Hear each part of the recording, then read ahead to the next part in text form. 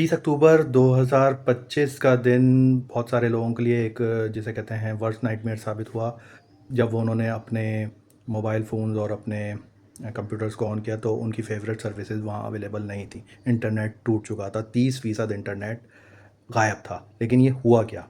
Amazon web services जो दुनिया का 30% इंटरनेट होस्ट करती है, वो ऑफ़लाइन हो गई।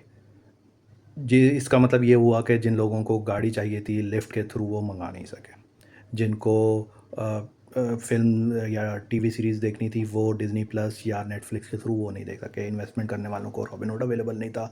रिंग कैमरा वाले अपने कैमरा को एक्सेस नहीं कर पा रहे थे। अमेज़न पे ऑर्डर करने वालों को अमेज़न का कोई ऑर्डर प्रोसेस नहीं करवा पा रहे। और इसी तरह जेन ज़ी अपनी स्नैपचैट को यूज़ नहीं कर पा रहे थे। तो ये एक बहुत बड़ा दुनिया में खलबली मच गई। लोगों ने सस्पेक्ट किया कि ये कोई साइबर अटैक है किसी मुल्क की जानिब से अमेज़न वेब सर्विसेज पे। लेकिन फिर अमेज़न ने इस बात की क्लैरिफिकेशन दी कि उनके डीएनएस कनेक्टिविटी में कोई इशू आया है, एपीआई का कोई इशू है जो उनके डेटाबेस को एक्सेस नहीं कर पा रहा है। यानी कि एक दुकान में सामान मौजूद है, ग्राहक भी मौजूद है, लेकिन जो ग्राहक जो पर्ची दे रहा है वो दुकानदार उस पर्ची को पढ़ नहीं पा रहा, जिसकी वजह से वो सर्विसेज उनको नहीं दे पा रहा है। ये आसान अल्फाज में ये मसला हुआ। अ, अब इस आउटेज के बाद जिसमें आप ये समझ मैंने जैसे पहले बताया 30% इंटरनेट ब्लैकआउट हो गया, एरर 404।